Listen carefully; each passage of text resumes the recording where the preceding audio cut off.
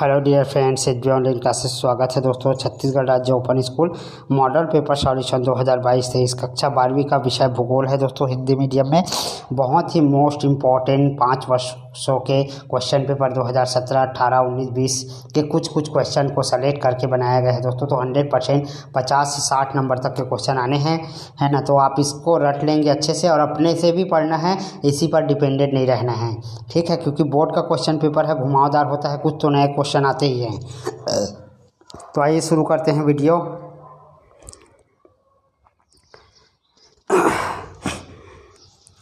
प्रश्न है, खंड आ सही विकल्प का चुनाव कीजिए। विषुवतीय प्रदेश में ऋतुएं हैं, प्रमुख 4 नहीं, हमेशा बदलते रहते हैं, तो नहीं आएगा। विश्व का सर्वोत्तम मत्स्य ग्रहण क्षेत्र है, महाद्वीपीय निगमन तट, नित्तल मैदान, अंतः समुद्री गर्त, महाद्वीपीय गंभीर, तो महाद्वीपीय निगमन तट। पार्थिव विकिरण से ऊष्मा विकिरित होती है, पृथ्वी से, सूर्य से, वायुमंडल से, जलमंडल से, तो सही ऑप्शन है पृथ्वी से। पृथ्वी के घूर्णन के कारण वायु अपने मूल स्थान से छिटकती है, तो पहला ही ऑप्शन सही है दोस्तों। घोड़े का अक्षांश कहाँ पर स्थित है, तो इसमें आंसर है उपोष्ण उच्च वायुदाब पेटी पर। रिक्त स्थान की पूर्ति करें, प्रत्येक 1 नंबर का सवाल है। ताप कटिबंधों का विचार सर्वप्रथम खालिस्तान द्वारा दिया गया है, तो यूनानियों के द्वारा। खालिस्तान को सबसे बड़ा परितंत्र माना जाता है, जैवमंडल को। मध्य अक्षांशीय घास भूमियाँ संसार के खालिस्तान के रूप में जानी जाती है। खाद्य भंडार, भारत का सबसे अधिक सूखा प्रवण राज्य है राजस्थान। भारत में सर्वप्रथम परमाणु शक्ति स्टेशन का विकास तारापुर में हुआ, सही या गलत। लौह अयस्क का बैलाडीला क्षेत्र से विशाखापट्टनम बंदरगाह से निर्यात होता है, सही ऑप्शन है। भारत में जनसंख्या वृद्धि लगातार घट रही है, ये गलत है। महाद्वीप के आंतरिक भागों में ताप परिसर कम रहता है, गलत है। ठंडी जलधाराएं तटीय भागों के तापमान को कम करती है, गलत है। उचित संबंध जोड़िए, जीवन निर्वाह, कृषि, असम। इसके बाद है न्यून माटी उत्पादन के अधिकांश भागों का स्थानीय प्रयोग में खपत होना, बरौनी बेल्ट, दक्षिण अफ्रीका, समशीतोष्ण, तो रेड कलर वाला आंसर है दोस्तों, नोट कर लीजिए। प्रश्न क्रमांक 2 से 13 तक अति लघु उत्तरीय प्रश्न है, प्रत्येक में 2 अंक आवंटित है। तो भौगोलिक शब्द का अर्थ समझाइए। तो ये 2 शब्दों से देखिए दोस्तों, आपको पूरा वीडियो देखना है, प्लीज़ आपसे रिक्वेस्ट कर रहा हूँ मैं, इसलिए क्योंकि ये हम इतना फॉर्म भरे हैं, है ना, और हमारा साल भर का मेहनत यूँ ही नहीं जाना चाहिए। तो कम से कम आप लोग पास हो जाए, इसके लिए ज़रूर मेहनत करना पड़ेगा आपको। तो मेरे वीडियो को आप यदि देखते हैं तो इसमें एक्सप्लेनेशन भी है, यानी मैं प्रत्येक प्रश्न को समझाया भी हूँ, तो इससे आपको याद हो जाएगा, है ना। बस आपको सुनना बस है 10 मिनट। तो भूगोल शब्द 2 शब्द से मिलकर बना हुआ है। भूधनगोल अर्थात पृथ्वी गोल है, यानी हम पृथ्वी के बारे में अध्ययन जब करते हैं तब इसे अपन क्या बोलते हैं, भूगोल कहते हैं, ठीक है। ऐसा आपको लिखना है। नदी अपर्दन के 4 तरीकों के नाम बताइए। नदी अपर्दन का होता है अपघर्षण, क्षय या विचलन, जल की भौतिक शक्ति और सन्निघर्षण। प्रश्न 4 है, भूमंडलीय पवनों के नाम बताइए। तो समांगी पवने, पश्चिमी पवने और ध्रुवीय पवने। प्रश्न 5 है, खाद्य पिरामिड क्या है। जब क्रमिक स्तर पर जीवों की संख्या का आलेखित किया जाता है तो ये खाद्य पिरामिड बनता है। पूर्वी तटीय मैदान के 2 रूपों के नाम लिखिए। तो चिल्फा, पुलकिट। पश्चिमी विक्षोभ को भारत में आने वाली जेट वायुधारा का नाम बताइए। पश्चिमी जेट वायुधारा। पुनर्चक्रण न होने वाले 2 जैविक संसाधनों के नाम बताइए। कोयला और खनिज। भूमि सुधार के 2 तरीके बताइए। तो भौतिक उद्धार और सामाजिक सुधार। देश के किस भाग में तालाबों द्वारा सिंचाई का चलन अधिक है। तो देखिए मैंने सन भी लिख दिया है, 2017 और 20 का है। देश के प्रायद्वीप पठार पर तालाबों द्वारा सिंचाई का चलन अधिक है। किन्हीं 3 फसल ऋतुओं के नाम बताइए जो भारत में पाई जाती है। भारत में 3 कृषि ऋतुएं हैं, रबी, खरीफ और जायद। प्रश्न 12, किन्हीं 3 केंद्र शासित संघीय क्षेत्रों के नाम लिखना है। दिल्ली, चंडीगढ़, पांडिचेरी, लक्षद्वीप। अंतर्राष्ट्रीय होटल प्रांगण के 4 विशेष लक्षण।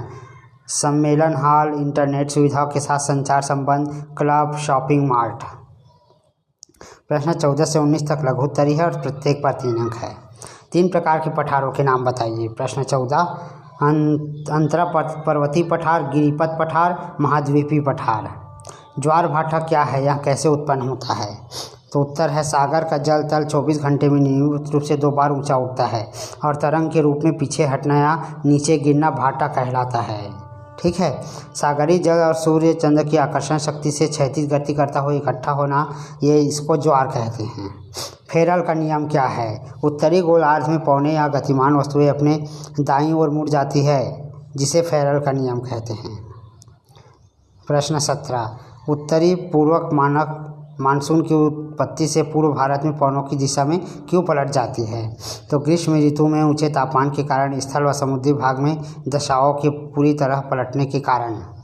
भारत में सूखा पड़ाव क्षेत्रों का वर्णन कीजिए।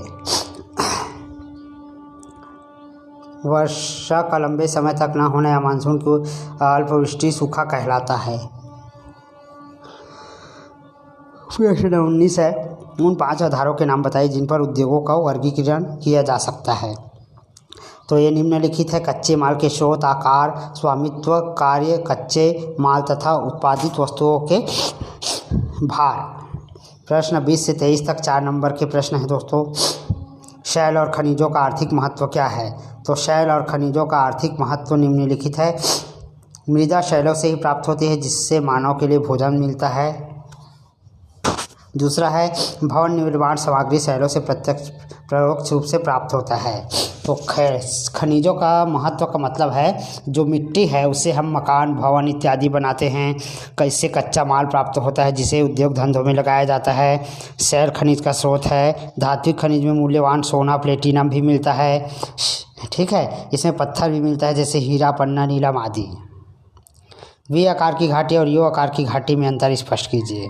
तो यू आकार की घाटी ऊंचे पर्वतीय भागों में तीव्र ढाल होने के कारण नदी का प्रवाह तेज हो जाता है। ये घाटी के तल का अपरदन अधिक तेज से करती है, जिसके परिणाम स्वरूप ये बनता है। यू आकार की घाटी नदी की तरह हिमानियाँ कोई घाटी नहीं बनाती, वे पुरानी घाटियों में खिसकी रहती है। ऐसी तरंग और सक्रिय घाटियों को हिमानियाँ चौड़ी और गहरा कर देती है।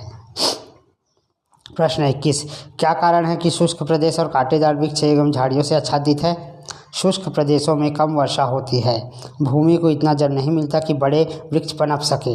इस कारण यहाँ छोटे छोटे कांटेदार जैसे बबूल है, कैक्टस है आदि ही मिलते हैं।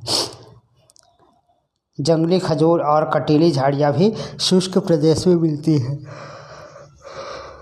इसका अथवा है हिमालय की वनस्पति पट्टी ऊंचाई के आधार पर परिभाषित होती है, न कि क्षैतिज। कारण लिखना है तो नोट कर लीजिए इसको। प्रश्न 22 है, जीवों के आकार और अवस्थिति और विशेषताओं को प्रभावित करने वाले कारकों का वर्णन कीजिए। तो जीवों को प्रभावित करने वाले कारक है दिन के प्रकाश और अंधेरे की अवधि। यह मुख्य रूप से प्रकाश संश्लेषण की अवधि के लिए उत्तरदायी है। औसत तापमान, वर्धन काल की अवधि, वर्षण काल जिसके अंतर्गत वर्षण की कुल मात्रा एवं समय तीव्रता के अनुसार इसमें परिवर्तन सम्मिलित है। अथवा भूमंडलीय तापन के विविध कारकों एवं परिणाम का वर्णन कीजिए। तो भूमंडलीय तापन का अर्थ है भूमंडलीय तापमान धीरे धीरे बढ़ना, जिसके परिणाम स्वरूप मानवीय क्रियाकलापों द्वारा विकिरण संतुलन में परिवर्तन होता है। परिणाम, इसका क्या परिणाम है? एक अनुमान के आधार पर यह कहा गया है कि यदि कार्बन डाइऑक्साइड के बढ़ने का दर यही रहा तो वायुमंडलीय ताप बढ़ जाएगा, जिससे हिमानियाँ पीछे खिसक जाएंगी। ध्रुवीय क्षेत्र में बर्फ पिघल जाएगा, जिससे महासागरों का जलस्तर बढ़ सकता है। दूसरा है भूमंडलीय ताप में जरा सी वृद्धि खाद्य उत्पादन पर प्रतिकूल प्रभाव डालती है। शहरी बसाहट किसे कहते हैं? तो शहरी बसावट इनमें से किन्हीं 3 के सम्मिश्रण से कोई एक हो सकता है। एक शहर तथा उसके सन्निकट क्षेत्र में जनसंख्या की अपवृद्धि, 2 या 2 से अधिक संलग्न शहर उसके अपवृद्धि,